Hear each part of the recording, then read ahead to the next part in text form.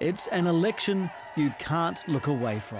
This is someone who is unstable, obsessed with revenge, consumed with grievance, and out for unchecked power. Both Harris and Trump have closed their arguments. Everyone knows she is a very low IQ individual. The world's richest man has been front and centre. The future is going to be amazing! But that future could include an economic policy that harms Kiwi trade.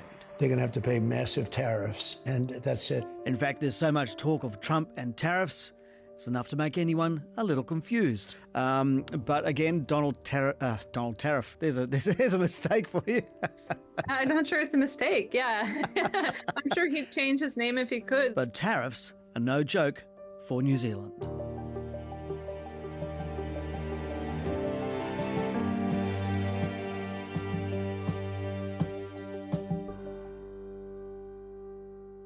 Welcome to the NBR Podcast.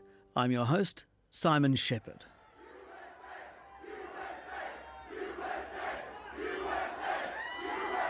America is our second largest trading partner. While China has been slowing, trade with the US has been growing. So this election, apart from being a spectacle, I'm not a Nazi. I'm the opposite of a Nazi. is also crucial. In this episode, we talk tariffs with American and local experts. And we ask the meat industry what it might mean for American hamburgers. But first, let's set the political scene. The easiest way to describe it is close. Timothy Fadgen lectures in politics at Auckland University. He's also from Massachusetts. Let's talk about the Trump rally at Madison Square Gardens. It got a lot of criticism for the content from other speakers. Let's start with that joke by comedian Tony Hinchcliffe. There's literally a floating island of garbage in the middle of the ocean right now. Yeah. I think it's called Puerto Rico. Knowing how critical small pockets of votes are to either candidate's chance of success in this election, it was obviously an awful, terrible political mistake, never mind a moral and ethical failing. Yeah, so on the political front, do you think it has the potential to damage the Trump campaign? I do. The soundbite is bad. The reaction from the crowd is not good. And I think, I was raised in a town with many people from Puerto Rico in Massachusetts. And from my own, friend network, it was not received well. It immediately, swiftly was trying to speak to other Puerto Rican voters. Massachusetts is not a swing state, but Pennsylvania, huge numbers of Puerto Rican voters that could potentially be like, you know what, that reminds me, we had a terrible natural disaster in Puerto Rico when Trump was president. It wasn't handled very well. Right. Do I want another 4 years of this? Okay, so for New Zealanders, that's a good context as to why it could have been such a big faux pas, a big mistake. Absolutely. All right. The rest of that Madison Square Gardens rally, a closing argument. Was it a closing argument, or how would you describe that rally? The campaign has not had very strong policy messages, I would say, really on either side. It's almost like an existential argument to the American people, and sort of an argument that the left has become unmoored from reality, and that a vote for Trump is to restore a sense of what Americans would think of as what it means to be an American. Right. Okay. What do you make of the sort of criticisms of it, that it was held at a venue which years ago, before World War II, held a pro-Hitler rally? Was that a long bow by the left? I think for the left it helped to frame the general theme that they're trying to close with, which is that, and a theme that has been endorsed or supported by observations made by people closest to Trump in his first administration, that Trump has fascist inklings, that he would prefer an authoritarian type of rule. Of course, there are vastly different opinions on that rally. Here's Trump's view. There's never been an event so beautiful. It was like a love fest. And here is Harris's. Donald Trump has spent a decade trying to keep the American people divided and afraid of each other. Is that where she is trying to differentiate herself? That is her main message? Yeah, I think that would be a fair way to say it. I do think that, if anything, the Harris campaign is trying to make that clear. And I think the closing argument she's likely to make today is one of voting for Trump as a return to chaos. But stepping back, is there anything that's really surprising about what you've seen in the last, I don't know, I'm not sure how long this campaign's been going, not that long now, but is there anything really surprising? About the tenor of the campaign, about what's been said, what's happened during the campaign? Or is it more of the same? I guess one surprising thing is that early momentum that Harris had when she received the nomination, was the preferred candidate, went into the convention and was nominated. She came out really very strong there, and had what I felt to be a lot of momentum in terms of fundraising, in terms of polling, goodwill. I think people wanting her to succeed. She's obviously a first of her kind candidate, so there was a lot of enthusiasm. In the weeks that followed, I didn't feel like that was followed up with very clear, forceful, visionary policy statements. But that's one area where Trump is clear. His economic cure, tariffs. He may not give much detail, and that detail does seem to change. It's hard for a host to keep up. But again, Donald Tariff. There's a mistake for you. I'm not sure it's a mistake. Yeah. I'm sure he'd change his name if he could. He says it's his favorite word in the dictionary. Dr. Kimberly Klausing is from University of California, Los Angeles, UCLA. And it's true. Trump has a tariff love affair. The word tariff is the most beautiful word in the dictionary. Okay.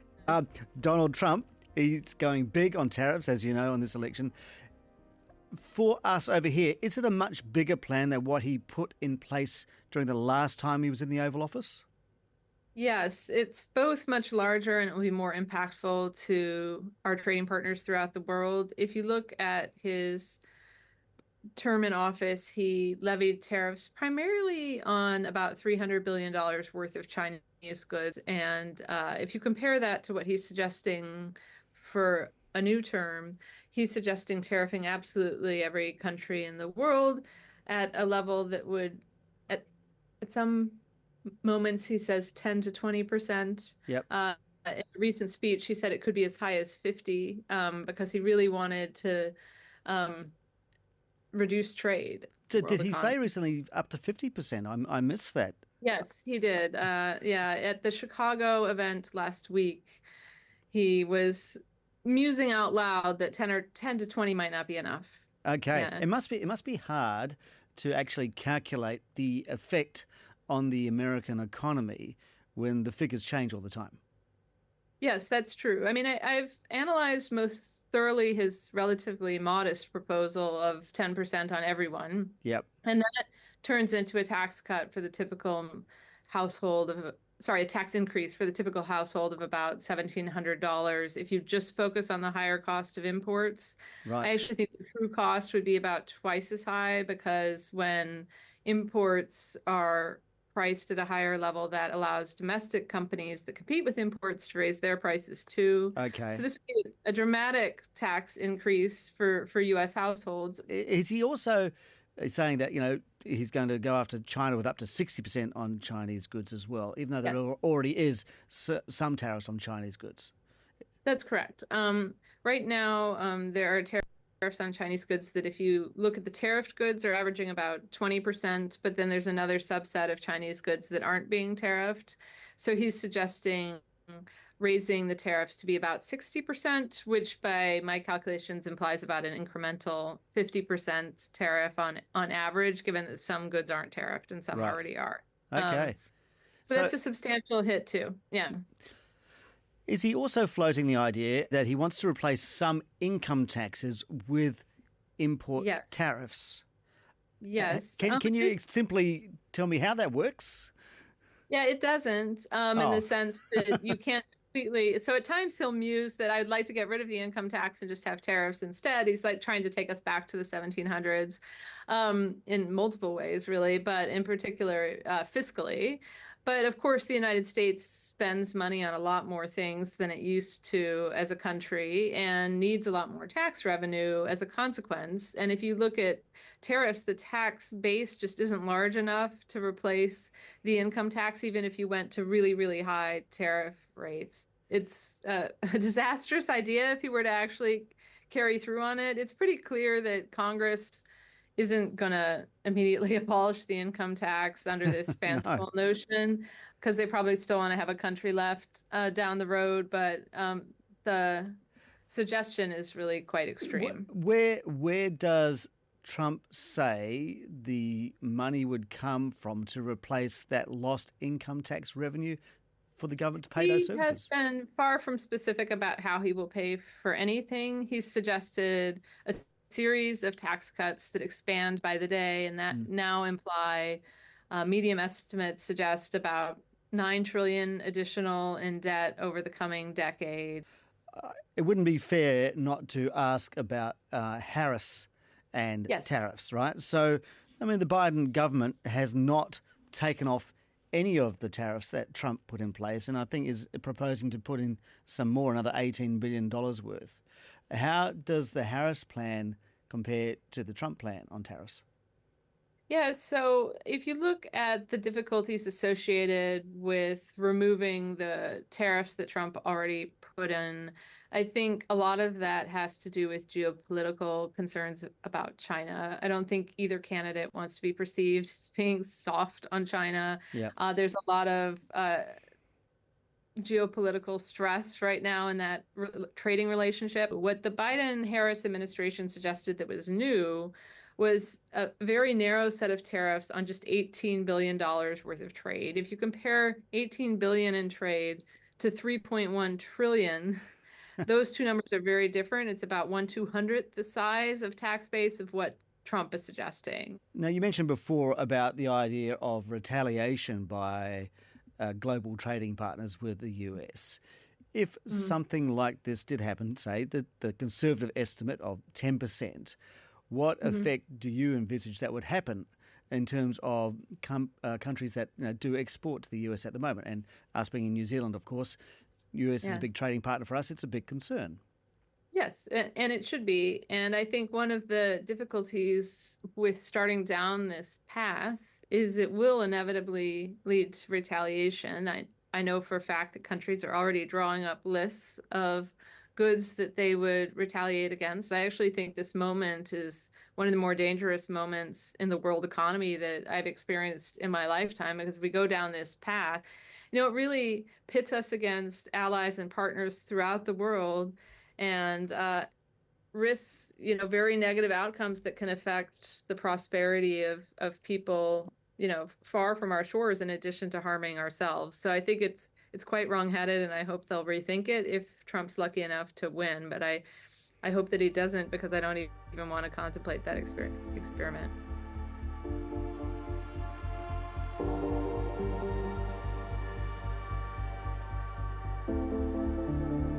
But what if that experiment does take place? What could New Zealand do if the Trump tariffs became reality? We export $14.6 billion of goods and services to America, and one of the biggest sectors is meat. Yeah, so over the last 5 months, we have seen a trend where the US has overtaken China as our largest beef market. Soma Karapiva is the CEO of the Meat Industry Association. And up until June 2024, the latest trade figures that we have, it had grown 27% of total export volumes, which is, significant. It's 16% more than the same time last year. So a significant jump up, not only in volume, but also in value. Okay. At the moment, does New Zealand meat pay any tariffs, or is it subject, should I say, to any tariffs in the US market? Yes, it is. So for our beef exports, we have a country-specific quota of around 200,000 tons of beef. And within that quota, we pay a small tariff of about 2.8 cents a kilo, I believe, which is a bit of a nuisance, but nevertheless, it is an additional tax that our exports have to pay. For sheep meat, we don't have a quota, but we do have a small tariff. Again, it's a matter of cents per kilo, so it is a nuisance. It's a nonsense, really, but nevertheless. Okay, but not significant at the moment. No. Okay, if we look at the political environment at the moment, do you understand whether any tariffs would be added on to New Zealand meat exports under a potential Harris administration? Look, it's really hard to say at the moment because her trade policy hasn't been very clear, unlike Mr. Trump's, which we all know about. Hers isn't quite clear. So we know that historically she was opposed to the Trans-Pacific Partnership, the TPP. And so that gives you a sense that she probably isn't a pro-trader, pro-free trade, but who's to say? Well, we don't really need to speculate when it comes to the other side. Donald Trump says that he loves tariffs. It certainly does. He seems to be proposing across-the-board tariffs for countries of between 10 and 20%. Do you have any sense of what that might mean for New Zealand meat exporters if that were to happen? Well, I mean, I think a tariff is just a tax on any goods that come across the border into the US. And as we all know, those additional costs get passed on through to the consumer. Right. So in trade, it is a supply and demand equation. At the moment, there is significant demand for a product in the United States. They are in a herd rebuilding phase post several droughts and other climatic conditions. And I believe that at the moment, their herd size is the lowest it has been since 1951 or something Wow. like that. So they really do need the imports. Yeah. And our imports are complementary to what they produce domestically. Our lean meat gets mixed in with their grain-finished, more fattier meat to produce the beautiful hamburgers that American people are crazy about. So, that's the demand side of things. So we will continue to export. Undoubtedly, our product will probably be more expensive and the consumer will be the brunt of that because, their hamburgers will cost 10 or 20% more. Wow. Yeah, so this is the thing with tariffs. The costs often are passed on to the domestic consumer, the American hamburger-loving public. Could be in for a price rise. Which, to me, doesn't make any sense when both camps are talking about the cost of living crisis and trying to help the middle America and the likes. It doesn't make sense, but that's politics.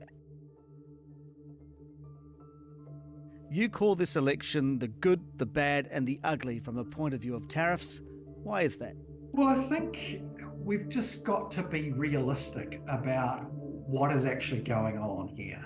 Economist Chris Nixon is writing a series of insights on New Zealand trade for the New Zealand Institute of Economic Research.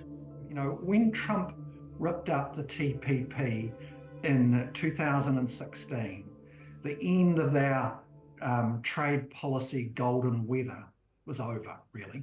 So the point is that this is not good. Yeah. We're not in a great space. This is bad. Okay. But what I'm also saying is this could get ugly. And by what do you mean by that? Why could it get ugly? Well, because I don't understand that there's any other policy they've got except tariffs. So even if the tariffs are not working, that what they will do is increase the tariff. They won't decrease it. So they won't go backwards to where we were. Right. They will go into territory which you could argue was almost 1920s, 1930s territory. Kamala Harris, we're not quite sure about her economic policy. She doesn't talk a lot about it, but she's not talking about taking away tariffs. Donald Trump is talking about increasing tariffs or slapping on 10 to 20% for every country and targeting China more with 60%. If it doesn't work, you're saying that it could go even higher than that and put us into a Great Depression. Well, the Smoot-Hawley tariffs, which were put in place in the United States in 1930, didn't cause the Great Depression, but they sure didn't help. Right. And I think this is the critical point that we need to be aware of. We're going into dangerous territory here. It's not this is it, and we will go into a Great Depression, but it does not help us. But the point is, I've also got to make the point here that actually we have agency in this game. How do we? We're so small. How do we have agency? We have agencies because other countries listen to us, because we are so small. We don't matter to them, but we're talking sense. If we are talking economic coherency that they understand, and they see this essential madness which is going on in the United States, whether they are Democrats or Republicans, then they're more likely to listen to us. And we are then able to form coalitions of the willing. Right. So let's talk about that, the potential pivot or the potential opportunity to perhaps lessen the impact of what's going on in the United States. What is that opportunity? I think the opportunity is well, we've got to look around. What's been our most successful agreement? And actually, the most successful agreement we know is world best practice is CER. What about China? Could China be our saviour again? Or do we have to just look elsewhere? If the Chinese want to play by the rules, international rules, and we need to encourage them to do so, then they can play a part in this game. If they go about it in terms of retaliation, it does lead to a bit of a downward spiral. Right. And do you think, based on sort of previous tariff tit for tat from Trump previously, that China will go down the retaliation route? We don't know which way this will go, but we need to encourage them to work together with those countries who are basically able to be proactive in this game. I think the point is that these are big challenges that we face, and that we've just got to get going in terms of the trade policy approach that's been so successful for us in the past. We need to get on and do it. The ideas are there, but it's always 5% inspiration, 95% perspiration. So New Zealand needs to get ready to roll up its trading sleeves. If Harris gets in, existing tariffs probably stay. If it's Trump, some economists are using words like dangerous. So, who's it going to be? Here's politics lecturer Timothy Fadgen again. So here we are with the closing arguments and a rundown to next Tuesday. Where do they stand in the polls? So the latest polls, and these will likely, there'll probably be some last-minute smaller polls that come out, but it's basically deadlocked and closer, even the small percentages that things have moved across the swing states, much, much closer than I suppose either candidate would like for comfort. Well, there's no way to call it then. I'm not going to ask you to do that. No, yeah, flip a coin. Flip a coin. And the other thing we should also keep in mind, your listeners will probably be interested to keep in mind, is it's very likely we're not going to know on election night who won. Really? With the elections as close as they are, with Trump's team putting much more effort on gumming up the works in terms of vote counting, vote certification, employing poll watchers to raise questions. I expect election night to be flooded with social media posts alleging wrongdoing by poll workers or things in one place or next. It's going to be, I think, unfortunately, unless one party just decisively, overwhelmingly wins, and the polls are all wrong, but it doesn't look that way. Yeah. It's much more likely that there's going to be contested pitch battles by district to district and county to county across many of the swing states in particular across the country. So we won't know. We may not know, yeah. And that's how we'll leave this episode of the NBR podcast, not knowing. Links to audio used are in the podcast description, and thanks to content producer Jake Latham and creative director Michael Hickmott. For early access to new episodes, subscribe at nbr.co.nz. Our next one asks, why do we need the government's Green Investment Finance Fund? I'm Simon Shepherd. We'll catch you then.